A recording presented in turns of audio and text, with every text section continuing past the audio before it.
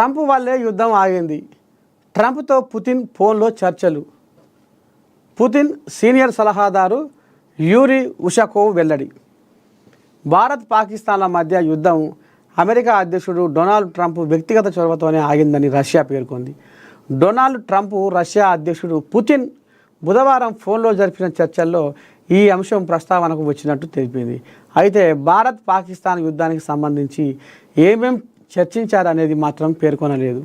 Trump పుతిన్ల phone చర్చలకు సంబంధించిన వివరాలను పుతిన్ సీనియర్ సలహాదారు యూరీ ఉషకోవ్ వెల్లడించారు. ఇరువురు నేతలు మధ్య ప్రాచ్య ప్రాంతంలో పరిస్థితులతో పాటు భారత్ పాక్ మధ్య పరస్పర దాడుల అంశంపైన చర్చించారు. ట్రంప్ వ్యక్తిగత జోక్యంతో భారత్ పాక్ మధ్య యుద్ధం నిలిచింది అని పేర్కొన్నారు. తన ఒత్తిడి వల్లే భారత్ పాక్ కాల్పుల విరమణ ఒప్పందానికి వచ్చాయని, ఇరు దేశాల మధ్య అణు యుద్ధాన్ని తానే ఆపానని ట్రంప్ పలుమార్లు ప్రకటించారు. వాటిని భారత్ ఖండించింది. కాల్పుల విరమణకు పాక్ ప్రతిపాదన చేయడంతో భారత్ అంగీకరించిందని, ఇందులో మూడో దేశం జోక్యానికి తావులేదని స్పష్టం చేసింది. పుతిన్ సాయం కోరిన పాక్ భారత్కే మద్దతు. భారత్తో ఉద్రిక్తత విషయంలో జోక్యం చేసుకోవాలని రష్యా అధ్యక్షుడు పుతిన్ను పాకిస్తాన్ కోరింది. ఈ మేరకు పుతిన్కు పాక్ ప్రధానమంత్రి షెహబాజ్ షరీఫ్ రాసిన లేఖను ఆయన ప్రతినిధి సయ్యద్ తారిక్ ఫతేమి తాజాగా రష్యా విదేశాంగ మంత్రి సెర్గీ లావ్రోవ్కు అందజేశారు. పుతిన్ తన పలుకుబడిని ఉపయోగించుకొని పాకిస్తాన్తో భారత్ చర్చలు జరిపి దౌత్యపరమైన పరిష్కారానికి వచ్చేలా ఒత్తిడి చేయాలని కోరారు. అయితే రష్యాలో ఇటీవలే పర్యటించిన డిఎంకే ఎంపీ కనిమొళి నేతృత్వంలోని భారత ప్రతినిధి బృందం పాక్ ఉగ్రవాదాన్ని ప్రోత్సహిస్తున్న తీరును వివరించింది. భారత్కు రష్యా పూర్తి మద్దతును కూడా సాధించింది. ట్రంప్ వల్ల యుద్ధం ఆగిందనేది ఇక అంటారుగా. ఇప్పుడు ట్రంప్ చెప్తే వింటాడా? మా మోదీ ఏమనుకుంటున్నారు?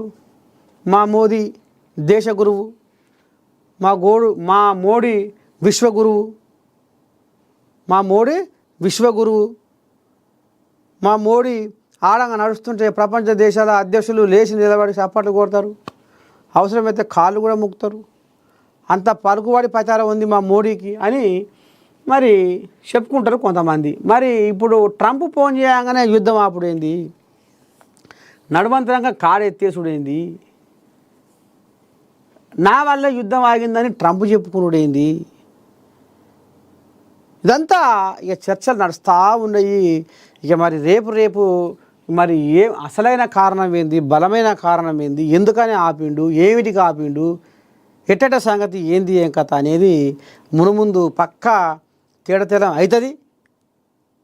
ఏది కూడా దాగది తేడతెలం అవుతుంది. చూద్దాం ఎందుకని మోడీ కాడెత్తేసిండు నడవంతరంగా అనేది. మరి ఈ ట్రంప్ కథ ఏంది, మోడీ కథ ఏందో చూద్దాం.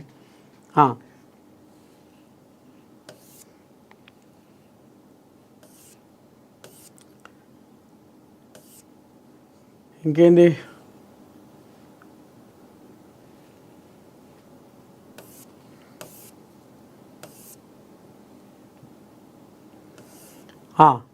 పథకాలే ప్రచారాస్త్రాలు ప్రజల్లోకి సమర్థంగా తీసుకెళ్ళి స్థానిక ఎన్నికల్లో ఆదరణ పొందాలి. వింటున్నారులో. ఎందుకంటే ఇక మరి రేపు స్థానిక సంస్థల ఎలక్షన్లు వస్తున్నాయి కాబట్టి ముఖ్యంగా ఇక మీనాక్షి నటరాజన్ ఒకటే పని చెప్తుంది. ఏంది?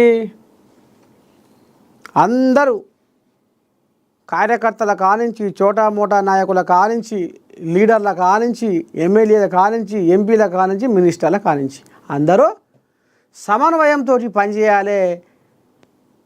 సర్కారు పెట్టిన సంక్షేమ పథకాలు జనాల్లోకి విస్తృతంగా తీసుకుపోవాలి, చర్చలు జరపాలి, వాళ్లకు సర్కారు గురించి, సర్కారు గొప్పతనం గురించి చెప్పాలి. అందుకనే పథకాలే ప్రచారాస్త్రాలుగా వాడుకొని మళ్ళా స్థానిక సంస్థల ఎలక్షన్లలో సీట్లు గుంజుక రావాలి, సీట్లు మనమే ఎక్కువ గుంజుక రావాలి అనేది ఇప్పుడు మీనాక్షి నటరాజను కంటి మీద కునుకు లేకుండా ఆలోచన చేసి ఇక ఇప్పుడు గాంధీ భవన్లో లీడర్లకు ఇక ఒక్కొక్క నియోజకవర్గాన్ని వరుస పెట్టి పిలిచి పూసగుచ్చినట్టుగా రామశిలక చెప్పినట్టు చెప్తుంది.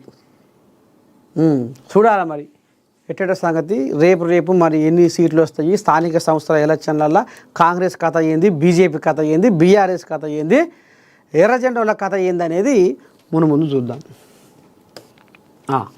ఇద్దాం.